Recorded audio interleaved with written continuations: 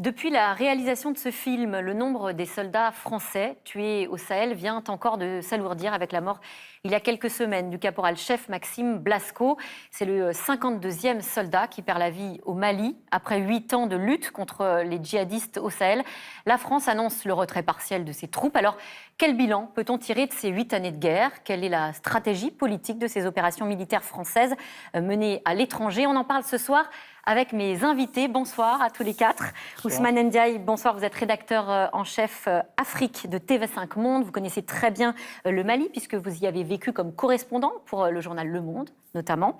Bénédicte Chéron. Bonsoir. Vous êtes historienne, spécialiste des questions de défense, maître de conférences à l'Institut catholique de Paris.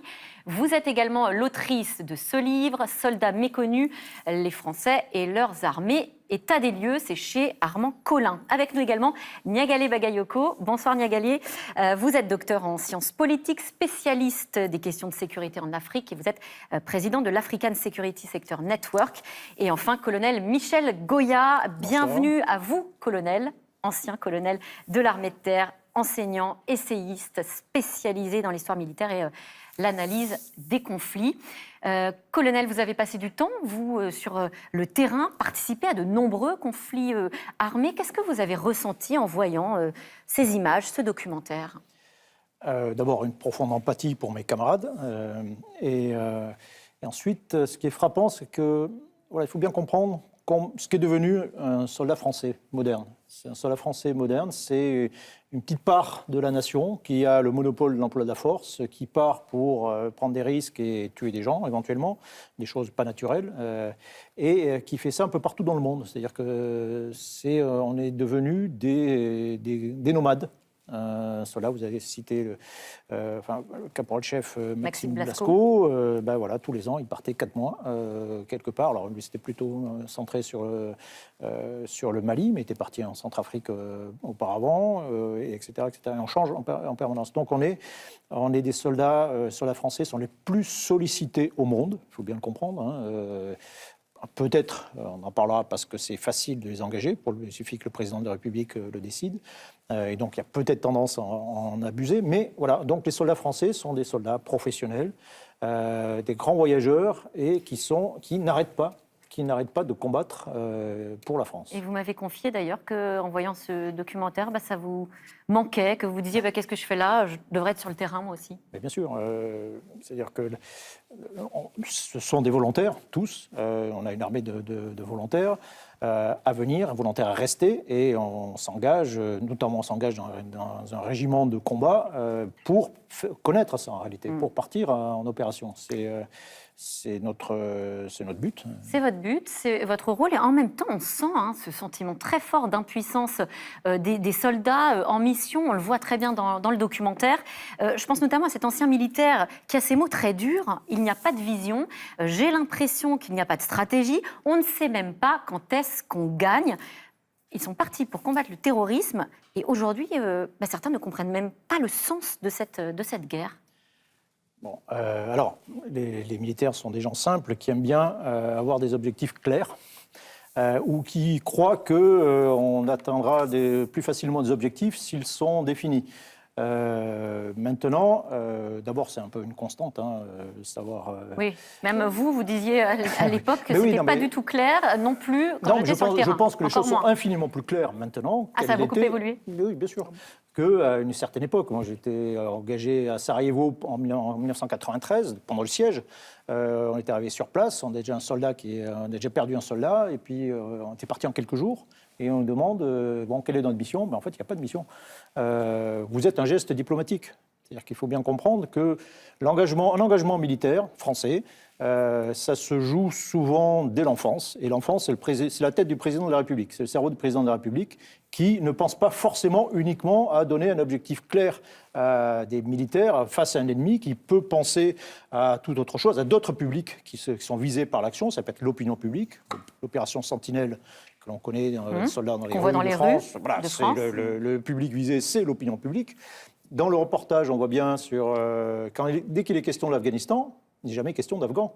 dans les décisions qui sont prises. Il est question de montrer sa solidarité avec les Américains, de prendre plus de place dans l'Alliance. Donc là, le public visé, c'est les pays étrangers. Et donc c'est un mélange de tout cela, avec parfois des contradictions. C'est-à-dire que si des soldats tombent pour réussir la mission, souvent, il faut prendre des risques. Prendre des risques, ça signifie accepter des pertes. Et accepter des pertes, c'est peut-être pas forcément compatible avec un agenda politique intérieur, parce qu'on sait que ça ne va pas plaire à l'opinion publique, on va dire, des choses comme cela. Justement, donc les choses sont complexes. L'opinion publique en France, Niagali Bagayoko, elle a aussi un peu de mal, en effet, à comprendre le sens de ces interventions. Ce sont des conflits armés qui sont, pour beaucoup, très loin, finalement, de nous. La difficulté, c'est que, en réalité, il y a beaucoup d'acteurs qui ont du mal à comprendre le sens de ces interventions, et c'est ce qui fait leur faiblesse en réalité. Parce que, on le voit très bien dans le film, il y a une des personnes interviewées qui indique qu'en réalité, l'engagement se fait autour de la notion de protection, et que quand on se situe uniquement dans cette logique-là, ça signifie qu'on ne maîtrise pas l'environnement sur le terrain. Et moi, c'est ça qui me frappe en réalité. Et ça complète ce que vient de dire Michel Goya. C'est-à-dire qu'effectivement, les acteurs du conflit local dans lequel on intervient apparaissent comme étant totalement secondaire dans la façon dont les décisions sont prises. Alors que justement, c'est malheureusement très souvent à ce piège-là que se trouvent confrontées les interventions dont on parle dans ce documentaire. Et on voit à quel point d'ailleurs ça peut être difficile de se faire accepter dans les pays même où on est en opération. Je pense à cette séquence extrêmement tendue dans le doc. On est à Gao et on voit les militaires français patrouiller sur le qui-vive, en mettant en joue parfois des habitants lambda. Pourtant, ils étaient des héros. Ils sont arrivés en libérateurs. Ils sont arrivés en héros en 2013. Ans plus tard, on en arrive à ces scènes-là. On parle de la question du sens. Je pense qu'il faudrait avoir peut-être le courage de se le poser pour que l'opinion publique comprenne le sens de ces guerres-là. Est-ce qu'elles ont du sens? Moi, c'est la question que je me pose. Tant elles sont porteurs de contradictions. La situation aujourd'hui est intenable. Je ne suis pas sûr aujourd'hui que la France ait vocation à mener ces guerres qu'elle mène. Je ne suis pas sûr que du point de vue des principes fondatrices de la guerre, que ces guerres soient légitimes. Je m'explique. On ne peut pas dire aux Afghans, on vient apporter des valeurs de démocratie, construire un État, etc., et soutenir les régimes qui sont succédés comme celui de Karzai, qui ont mis l'État à genoux, qui sont des États prédateurs, qui ont maintenu les Afghans dans des formes de domination inacceptables. Donc ça brouille le sens de la guerre. On s'engage au nom des valeurs que nous portons, que la France porte, et que sur le terrain, on se retrouve par réalisme, par peut-être difficulté, à s'allier avec des contre-valeurs qui font de la guerre. C'est la même chose au Sahel. Nous menons des guerres, oui, il faut arrêter la barbarie, il faut arrêter les djihadistes. La lutte contre le en même temps, la réaction du président Macron hier le dit, pour une fois que c'est dit, on travaille avec un régime qui est illégitime, qui est issu de deux coups d'État. Hier, le président Emmanuel Macron a parlé d'un régime illégitime au Mali. On va y revenir, parce qu'effectivement, ça pose de nombreuses questions. Bénédicte Chéron, ce que vous dites finalement, c'est que les soldats eux-mêmes ont bien le sentiment d'être incompris sur le terrain. Alors oui, mais ça, c'est quelque chose d'un peu structurel dans l'histoire militaire. C'est-à-dire le fait que des militaires qui font la guerre aient l'impression que les responsables politiques qui décident de la guerre et que leurs concitoyens à l'arrière, comme on disait autrefois, ne comprennent pas ce qu'ils vivent, ça a toujours été le cas et c'est un peu quelque chose d'irréductible. C'est-à-dire que de fait, l'expérience de la guerre est intransmissible. On peut la donner à sentir, on peut donner à voir ce que vivent une part des militaires français, mais on ne peut pas la transmettre complètement. Donc ce sentiment d'incompréhension, il ne va jamais être aboli complètement. Après, ce qu'on constate dans l'histoire, c'est que ce sentiment d'incompréhension que ressentent un certain nombre de militaires, et probablement pas tous, il est toujours accentué quand ils ont l'impression que ce qui est raconté sur eux, chez eux en particulier, ne correspond pas à ce qu'ils vivent. Et plus il y a un écart fort, plus ce sentiment d'incompréhension est accentué. Et ça peut être raconté dans la vie quotidienne, c'est ça Michel Goya disait tout à l'heure que c'est beaucoup plus clair aujourd'hui que ça ne l'a été. C'est vrai qu'on parle beaucoup plus des guerres françaises aujourd'hui en France qu'on a parlé des opérations extérieures françaises dans les années 70 et 80 et encore 90, où il faut se rendre compte qu'il y avait énormément de militaires engagés à l'extérieur, pas autant qu'aujourd'hui, mais énormément, avec des morts, des blessés, des combats. Et en fait, c'était quelque chose dont on parlait très peu en France, vraiment, qui était très tu, à part quelques parenthèses sur quelques batailles, quelques opérations, quelques actes, quelques faits d'armes. On en parle beaucoup plus aujourd'hui, mais il reste toujours cette difficulté à avoir des représentations qui sont variées. Des représentations claires aussi. Des représentations qui sont claires et puis une parole politique aussi qui soit pédagogique, c'est-à-dire qui soit compréhensible par les Français, mais compréhensible ne voulant pas dire abusément simplificatrice. C'est-à-dire que déclencher une opération en disant on va lutter contre le terrorisme, on comprend pourquoi un chef de l'État peut le faire sur le terrain intérieur français en 2013 et qui plus est après 2015. Simplement, ça donne une représentation de l'ennemi qui n'existe pas. C'est-à-dire que les Français ne savent pas contre qui se battent les militaires, parce que se battre contre le terrorisme, ça ne veut rien dire. Il y a des groupes armés qui utilisent des méthodes terroristes, mais pas seulement, et qui sont porteurs d'un projet politique. Et en fait, cet affrontement-là, cette opposition entre deux projets politiques, elle n'est pas vraiment racontée par ceux qui engagent ces opérations. Et ça n'aide pas forcément les militaires, effectivement, qui mènent ces opérations à se sentir reconnus, parce qu'eux savent qu'ils sont pris dans un rapport de force politique. C'est la définition de la guerre, c'est le rapport de force politique qui, à un moment ou à un autre, va utiliser la force armée et la violence. Mais si ce n'est pas raconté, de fait, si les Français ne comprennent pas ça, les militaires ne peuvent pas complètement se sentir compris. Alors après 8 ans de guerre au Sahel, la France vient d'annoncer le retrait partiel de ses troupes à partir de janvier. Cette guerre, elle est loin d'être gagnée. Pourquoi partir maintenant ? Enfin, moi, je ne suis pas sûr que la doctrine soit plus claire aujourd'hui, en tout cas du point de vue politique, peut-être sur le reste. Nicolas Sarkozy, François Hollande, tous sont arrivés avec un projet politique en nous disant on se retire militairement, notamment d'Afrique. Ils n'ont jamais été autant engagés. L'armée française n'a jamais été autant engagée. Donc la ligne n'est pas claire. Quand Sarkozy arrive, on ferme des bases en Afrique. On ferme des bases à Dakar. Emmanuel Macron annonce quand même une partie du retrait des troupes françaises au Mali. On n'imaginait peut-être pas que cette guerre allait durer autant. Il y a eu deux mouvements, je pense. Il a quand même annoncé une augmentation de l'engagement à Pau avant d'annoncer un retrait. Oui, j'ai l'impression que... et ça, je pense que ça se ressent, cette absence de ligne claire. Un coup, on est pour une sorte d'engagement qu'on va maintenir, et un autre coup, on est pour un engagement qui se dessert. Ça brouille les pistes ? Mais je pense que il y a un peu une règle non écrite dans les opérations pour les militaires, c'est de dire, voilà, si ça doit durer plus de 3 ans, c'est qu'on se retrouve impliqué dans un piège. Enlisement. Un enlisement, il faut éviter. Bon.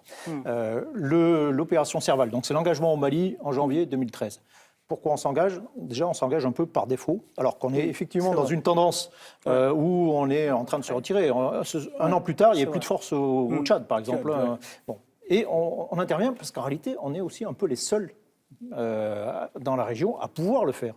On a aussi des intérêts, évidemment. Non, l'intérêt principal, de l'Europe. Il faut bien comprendre que la motivation principale d'un engagement français, c'est en être. C'est montrer qu'on occupe le terrain. Non, c'est être à la hauteur du rang de la France, de son statut. Est-ce qu'on aurait dû, partir plus tôt ? Est-ce qu'on aurait pu ou dû partir plus tôt ? Je pense qu'on aurait dû. Je pense que, d'un point de vue strictement militaire, l'intervention au Mali en 2013, c'était cohérent. On assume effectivement la guerre avec des objectifs qui sont relativement simples et clairs, de libérer les villes du nord du Mali, de détruire les bases. Voilà. Donc ça, d'un point de vue militaire, c'est... ces bases-là qu'on est en train de fermer. Oui, mais il aurait été, à mon sens, préférable de quitter le Mali à ce moment-là. Voilà.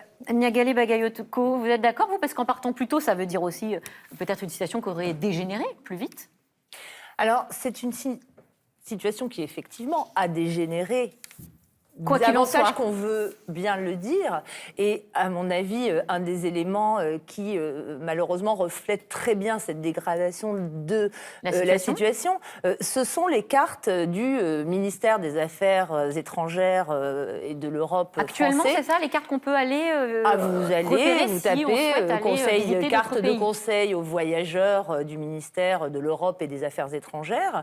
Qu'est-ce qu'elles disent, ces cartes ? Vous verrez qu'au cours des 8 dernières années, les zones colorées en rouge se sont Élargie. répandues de manière maintenant écrasante. Alors justement, C'est-à-dire peut-être, je me permets de vous couper, puisque vous pourrez justement commenter ces cartes qu'on vous propose pour bien se rendre compte de la situation dans la région et qui, à peu de choses près, rejoignent ce que vous êtes en train de dire. On va bien voir que cette région, évidemment, concerne différentes frontières et différents États africains. Peut-être c'est l'occasion de les commenter et voir si les djihadistes ou pas ont été contenus. Ce que vous êtes en train de nous dire, c'est que la réponse est non. La réponse est non. Et non seulement ils n'ont pas été contenus au Mali, mais ils se sont également étendus. Ils ont étendu leur emprise et leur influence, plus encore que leur emprise territoriale, vers le Burkina Faso, vers le Niger. Et aujourd'hui, de manière croissante, on craint qu'ils ne rejoignent les pays côtiers. Il y a d'ores et déjà une activité repérée assez intense dans le nord des pays comme le Bénin, comme le Togo, comme la Côte d'Ivoire et l'est du Sénégal. Donc, en effet, on voit bien que la menace n'a pas été contenue. Si je peux simplement rebondir sur certains des éléments qui ont été avancés, je pense que la difficulté aujourd'hui, en réalité, tient à l'absence d'équilibre entre une approche de type réel politique et une approche fondée sur les valeurs. Parce qu'effectivement, quand le président Macron rappelle hier sa colère et la façon dont, pour lui, il est devenu quasiment impossible de collaborer avec les autorités maliennes parce qu'elles sont issues d'un coup d'État. La difficulté est qu'au Tchad s'est produit aussi un coup d'État constitutionnel et qu'il y a eu une validation immédiate. Il y a eu, c'est plus qu'on discute, c'est on valide et on soutient.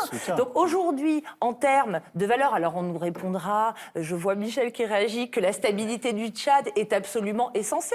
Je veux bien l'entendre, mais à ce moment-là, on ne peut pas se positionner sur des valeurs dans un cas et pas dans l'autre. Et c'est là que, à mon avis, le discours diplomatique est extrêmement mais alors, affaibli. qu'est-ce qu'on fait? Il aurait mieux fallu ne pas y aller du tout.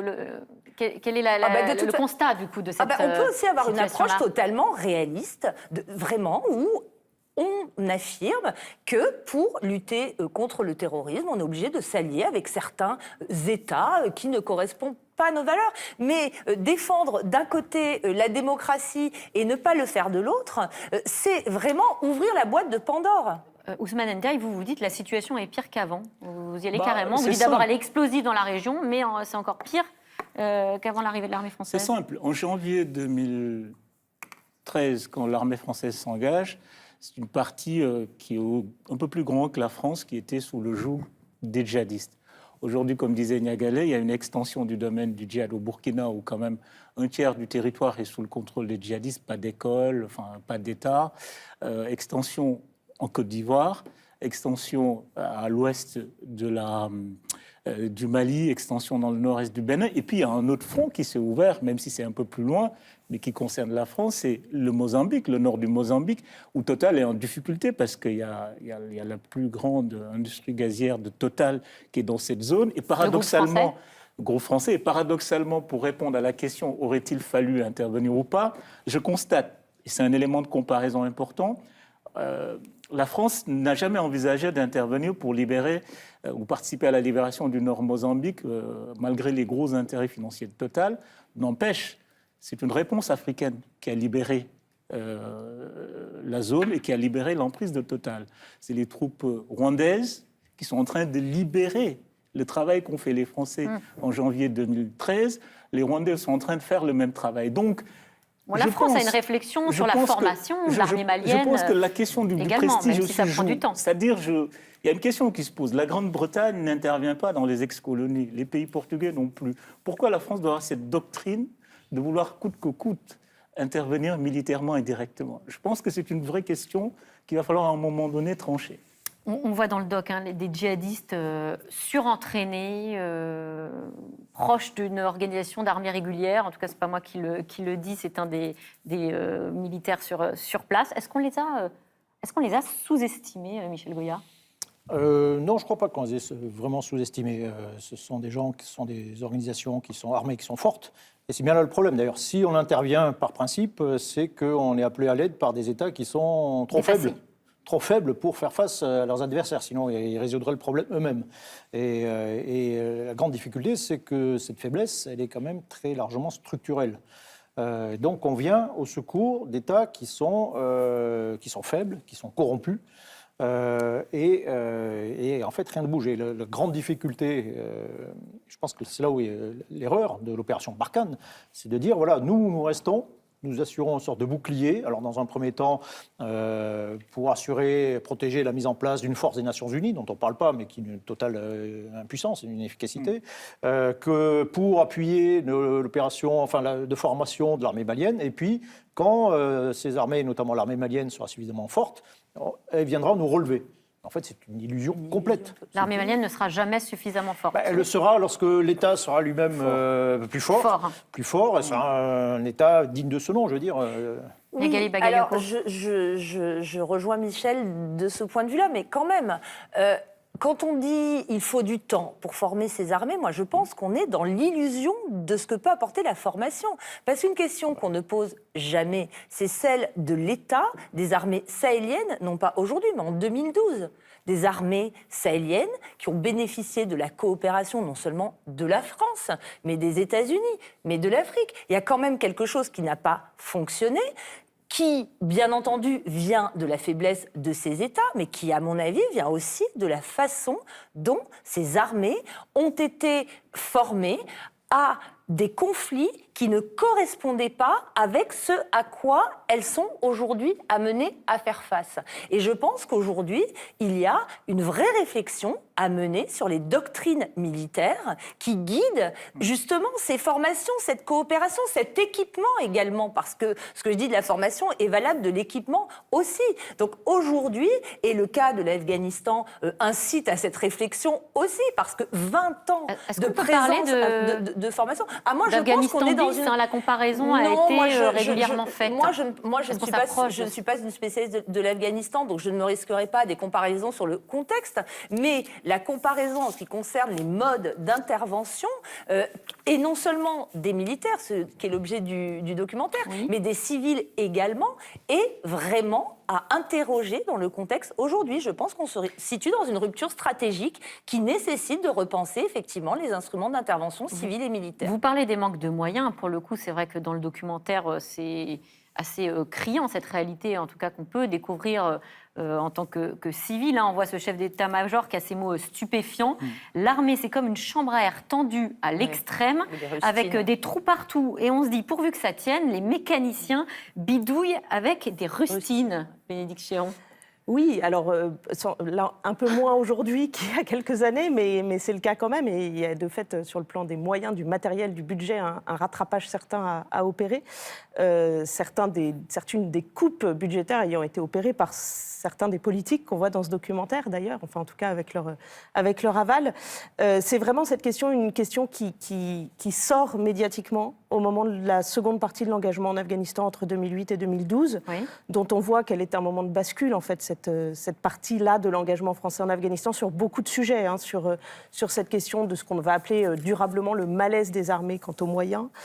Ça sort en fait après l'embuscade d'Uzbin, parce qu'il y a 10 morts dans cette embuscade en août 2008. On est en Afghanistan. Voilà, et qu'en fait, pour tout un tas de raisons qui tiennent à l'histoire française, au rapport des Français avec les guerres, de fait, il y a eu une longue période de 50 ans d'effacement du fait combattant dans la manière dont on parlait des armées. C'est-à-dire qu'on a très peu raconté le fait que les militaires faisaient la guerre. Et donc, quand ça arrive avec l'embuscade d'Uzbin, ça crée un électrochoc vraiment national. Les politiques, les chefs militaires et les Français prennent conscience du fossé qui s'est creusé. Alors, les militaires n'ont jamais oublié qu'ils faisaient la guerre, mais il y a une prise de conscience collective et de fait, on se pose aussi la question du matériel, mais on va aussi se poser la question de ce que vivent les militaires au combat. Les journalistes aussi vont se poser la question de l'absence de récits sur ces réalités militaires, les milieux de la culture. C'est là aussi qu'on a des films qui commencent à être faits, des films de fiction. Donc il y a cette redécouverte. Mais c'est vrai que cette question des moyens, elle a longtemps pesé. Elle pèse encore au moment de l'opération Serval. Et c'est vrai qu'au moment de l'opération Serval, c'est quelque chose qui n'est pas dit parce qu'on est dans un récit très épique, très, très victorieux. colonel Goya? Oui, c'est-à-dire que c'est la suprême contradiction. C'est-à-dire qu'on s'engage au Mali, puis on va s'engager, on va y rester, on va rester dans la région, on va continuer à combattre, puis on va s'engager en Centrafrique juste après, puis on va s'engager avec l'opération Sentinelle sur le territoire français, puis on va s'engager aussi en Irak et en Syrie. Et tout ça alors qu'on réduit les moyens.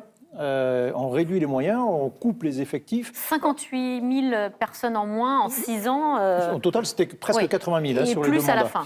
Mais voilà, donc c'est Bercy, pour avoir vécu de l'intérieur d'un état-major, on luttait beaucoup plus contre Bercy que contre les djihadistes en réalité. On passait beaucoup plus de temps à savoir comment on allait supprimer les postes qui étaient demandés, etc. Et notre politique a changé en 2015 avec des attentats. D'un seul coup, on a basculé, alors que il n'y a pas de raison particulière. Les attentats, ils étaient anticipés, prévus dans le livre blanc de 2013 et les précédents, c'est marqué, oui, il y a de fortes chances, de risques d'attentats en France. Donc, ce qui montre aussi que notre politique, elle n'est pas forcément toujours très rationnelle. Je veux dire, elle est fondée aussi sur des émotions, sur des éléments psychologiques. Alors, depuis, pour répondre à la question, ça va quand même mieux. Mais cette époque, période 2013, 14, 15, on est, après 25 ans de réduction de moyens, on est dans une situation de crise. Et si il n'y a pas eu les attentats, si on n'avait pas changé de politique, en réalité, notre armée serait dans une situation désastreuse, catastrophique, oui, très clairement. Alors, pour justifier le retrait des troupes françaises, Emmanuel Macron a pris la parole en juin de façon très directe. On l'a entendu dans le documentaire, vous allez l'entendre à nouveau en clair. La France ne peut pas tout faire toute seule. Regardez. La présence durable dans le cadre d'opérations extérieures de la France ne peut pas se substituer au retour de l'État et des services de l'État, à la stabilité politique et au choix des États souverains. Nous ne pouvons pas sécuriser des zones qui retombent dans l'anomie parce que des États décident de ne pas prendre leurs responsabilités. C'est impossible. Ou alors c'est un travail sans fin. Ousmane Ndiaye, est-ce que le désengagement des troupes françaises peut provoquer une sorte d'électrochoc pour l'État malien ? Je ne sais pas, franchement, mais... Vous avez l'air dubitatif. Oui, je suis dubitatif, je crois, parce que toute la question, c'est il faut reconstruire des États. On ne reconstruit pas des États en 2 jours, en 3 mois, en 4 mois, en 6 mois. C'est-à-dire que là, l'État malien tel quel, de toute façon, ce que vous dites, c'est que ça ne sert à rien. Aujourd'hui, l'État malien n'est pas en capacité. Il faut des années. Je donne un exemple. Ça fait quand même depuis 2013 où on a un territoire aussi grand que la France, où toute une génération n'est pas scolarisée. Comment on les rattrape ? Comment on rattrape ces générations qui, depuis 10 ans, ne sont pas scolarisées, vivent dans une quasi-misère? C'est des questions très complexes qu'on ne peut pas régler par l'incantation, par... Non, je pense que c'est des processus qui sont très longs. Et ce sont ces mêmes jeunes gens qu'on retrouve parmi les djihadistes. Bah oui, ne serait-ce que manger. La misère est le plus grand producteur de combattants et de djihad. Ils sont très jeunes. Le lit du djihadisme au Sahel, c'est d'abord la misère. C'est pas un hasard que là où le djihad au Sahel prend forme, c'est les espaces les plus faibles, les plus pauvres, où il y a le peu de présence de l'État et les plus isolés. C'est le nord Mali, c'est le nord Burkina, voilà. Donc, la guerre ne peut pas tout régler. Il faut qu'on prenne acte de ça. C'est-à-dire, on demande aux militaires de régler des problèmes qui sont, depuis 1960, depuis les indépendances, on a été incapable, l'Afrique a été incapable, en tout cas au Sahel, de construire des États. Ce n'est pas avec une intervention extérieure qu'on construira des États. C'est un processus qui va être long, malheureusement, et qui est en total décalage, je comprends le président Macron là-dessus, avec l'agenda intérieur. Aujourd'hui, le général Benteja dit une chose très importante dans le documentaire. Il parle de la politique de l'émotion. Oui. Et ça rend une forme d'inégalité où l'armée française a tous les coups perdants. C'est-à-dire, aujourd'hui, l'opinion publique française ne peut pas accepter ou n'admet pas 20 morts, 30 morts, etc. Or les djihadistes, nous ne sommes pas égaux face à la mort. Pour un djihadiste, mourir en combattant les Français, il y a un processus idéologique qui fait que et par ailleurs, même dans leur entraînement, effectivement, on le voit très bien dans le film, les drogues qu'ils prennent, etc., font qu'ils ne se comportent pas comme des êtres humains normaux. Donc nous ne pouvons pas, à mon avis, gagner cette guerre, en tout cas avec les militaires. Négalé Bagayotko. Je pense aussi que la façon dont on attend que les États se redéploient fait fi de la perception des populations vis-à-vis de ces États. C'est-à-dire que si Quelle est la perception aujourd'hui? Si effectivement ces États se redéployaient, contrairement à la mauvaise foi et la mauvaise volonté qui leur est prêtée, les populations verraient plutôt arriver des acteurs davantage prédateurs que protecteurs. Avec un État corrompu, c'est ça? Un État corrompu, prédateur. un État qui a pu être incarné par des forces de sécurité, en tout cas certaines unités qui se sont rendues coupables de violation des droits de l'homme, avec des juges qui monnaient la façon dont ils rendent la justice. Donc ça, c'est le premier élément. Donc il faut voir à quel type d'État on demande de se redéployer. C'est un État qui est rejeté, et pas uniquement sur un mode et selon une grammaire djihadiste, mais qui est rejeté par différents types d'acteurs. Et c'est le deuxième élément que je voudrais aborder. Quand le président Macron dit qu'il se crée une anomie, moi je ne pense pas qu'on puisse considérer ça. Au contraire, ce qui se joue aujourd'hui, c'est la recomposition des territoires eux-mêmes qui sont désormais soumis à des modes de gouvernance très locales, extrêmement diversifiés. La façon dont les acteurs signataires, les groupes signataires de l'accord de paix pour la paix et la réconciliation de 2015, donc qui ne sont pas des groupes djihadistes, c'est très important de le mentionner, sont désormais aujourd'hui l'incarnation des autorités pour gérer le pays, sans possibilité pour le gouvernement et l'armée de venir s'immiscer dans la gouvernance qu'ils ont mise en place, n'ont rien à voir avec la gouvernance effectivement de type djihadiste mise en place dans le centre du Mali par certains groupes affiliés notamment à Al-Qaïda. Donc il faut se rendre compte aussi de ce phénomène de décomposition, et je pense qu'il y a de véritables recompositions qui sont à l'œuvre, et continuer à penser les relations internationales uniquement d'un point de vue interétatique ne permettra pas de répondre à l'ensemble des problématiques. Alors, pendant que la France organise son retrait, on entend de plus en plus parler de mercenaires russes. Un mot, le mot Wagner, qui revient de plus en plus souvent. Le Premier ministre malien envisage de faire appel à leur service. Il a justifié cette décision devant l'ONU il y a quelques semaines en accusant la France d'abandonner le Mali en plein vol. Voilà, ce sont ces mots. C'est un camouflet pour la France, colonel Gouya?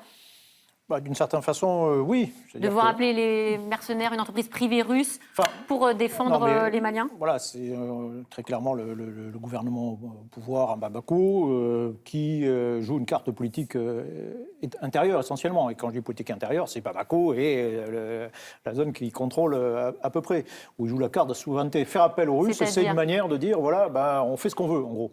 C'est un signal envoyé à la France? Oui, à la France, à l'Union européenne, aux pays voisins aussi.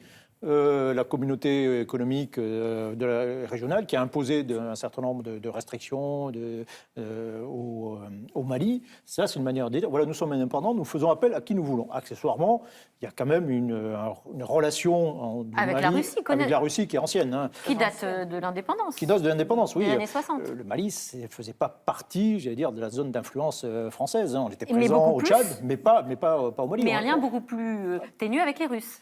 Oui, il y a un lien avec l'Union soviétique d'abord, avec la Russie.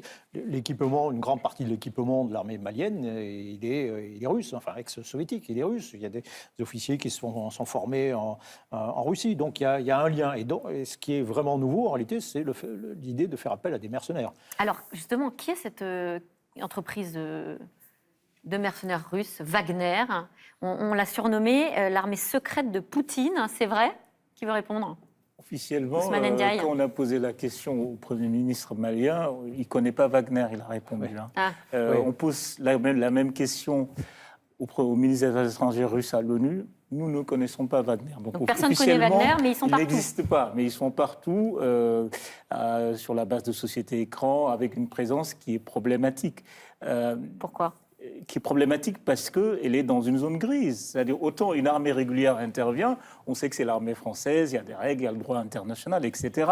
Et que là où les Russes sont intervenus en Afrique, d'ailleurs, c'est très intéressant avec le même processus, c'est la Centrafrique.